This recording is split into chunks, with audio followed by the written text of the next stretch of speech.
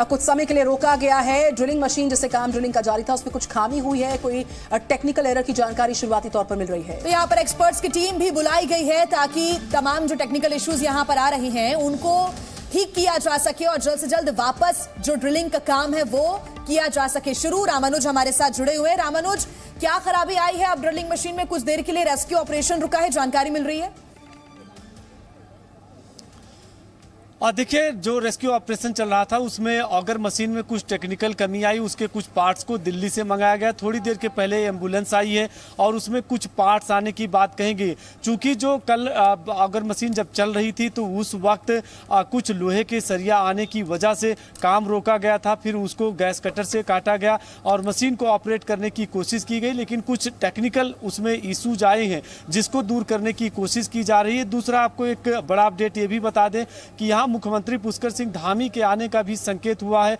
जो मुख्यमंत्री कार्यालय के अधिकारी हैं वो भी पहुंचे हुए हैं और आज पूरे इस सड़क को पूरा जीरो जोन कर दिया गया, चूंकि रेस्क्यू ऑपरेशन का आज एक तरह से कहें कि फाइनल डे है। बिल्कुल रामानुज, आप लगातार ग्राउंड पर बने रहिए। इस बीच कुछ मजदूरों की प्रतिक्रिया आ रही है, उनको सुनते हैं। फिर हमारे साथ एनडीआरएफ के पूर्व डीआईजी हैं नवीन भटनागर जी, मैं उनके पास जाऊंगी।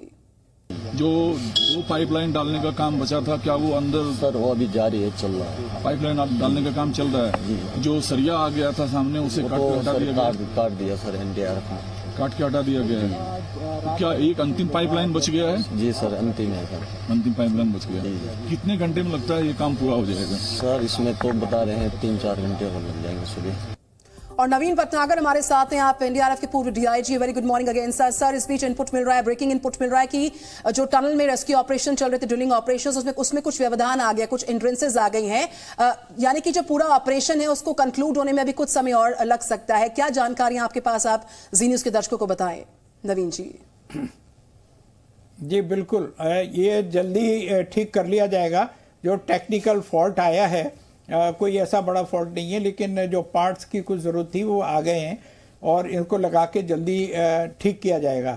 और जल्दी से जल्दी हम सभी उत्सुक हैं और सभी लोग एकदम तैयार हैं कि जैसे ही हमें रास्ता मिलता है, टनल पहुंचती है हमारे टारगेट एरिया में, तुरंत हमारे जवान जो हैं वो तैयार हैं BS सेट्स के साथ और स्ट्रेचर के साथ। इमीडिएटली हमारे लोग अंदर पहुंच जाएंगे और उनको मजदूरों को ढाढ़स बंधाएंगे और जल्दी से जल्दी उनको, जो बीमार लोग हैं, अकॉर्डिंगली उनको बाहर निकालने की प्रक्रिया शुरू हो जाएगी। जो क्रॉलिंग नहीं कर सकते उनको स्ट्रेचर पे लिटा के, और जो स्ट्रेचर में व्हील्स लगाए हुए हैं और उनकी मदद से ड्रैगिंग मेथड से उनको बाहर निकाल लिया जाएगा और एक 1 by 1 करके निकाला जाएगा।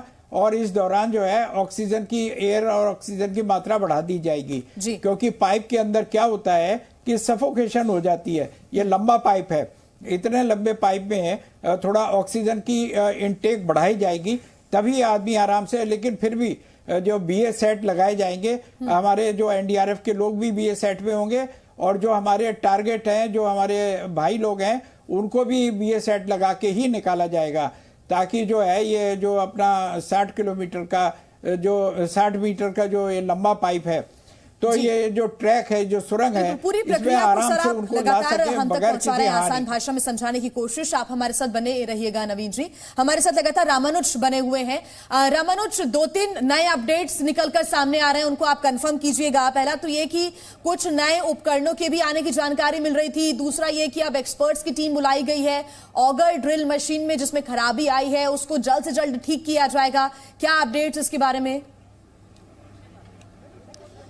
देखिए, ऑगर मशीन में जो टेक्निकल कमी आई है उसको दूर करने के लिए टेक्निकल की टीम बुलाई गई, ये बात सही है। और चूंकि जो अधिकारी है, सबसे पहले डीएम ने आकर के उसको एनालिसिस किया और उसके बाद में उनके साथ में तमाम जो अधिकारी थे उन्होंने देखा है, तो ये बताया जा रहा है कि एक टेक्निकल की जो टीम है वो दिल्ली से बुलाई गई जो पूरे उस ऑगर मशीन को ऑपरेट करेगी। लेकिन इन सबसे इतर सबसे बड़ी बात यही है कि अगर इसी तरह से ड्रिलिंग का काम चलता रहा तो जो टारगेट एरिया है, जो 12 मीटर का पैच बचा हुआ है, आधी आधिकारिक तौर पर जो कल शाम की प्रेस ब्रीफिंग हुई थी उसमें 45 मीटर की दूरी तय कर ली गई थी।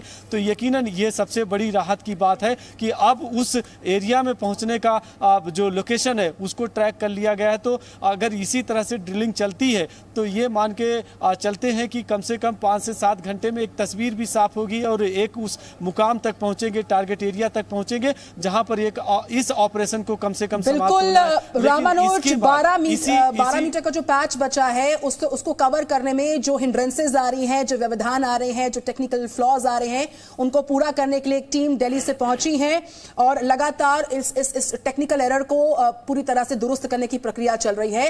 रामानुज, हम लौटेंगे आपके पास। अब लगातार ग्राउंड से डिप्लॉयड है, साथ ही साथ पूर्व डीआईजी एनडीआरएफ के नवीन भटनागर जी, हम लौटते रहेंगे आपके पास। इस बीच तस्वीरें लगातार आ रही है जी, अब बताएंगे आपको।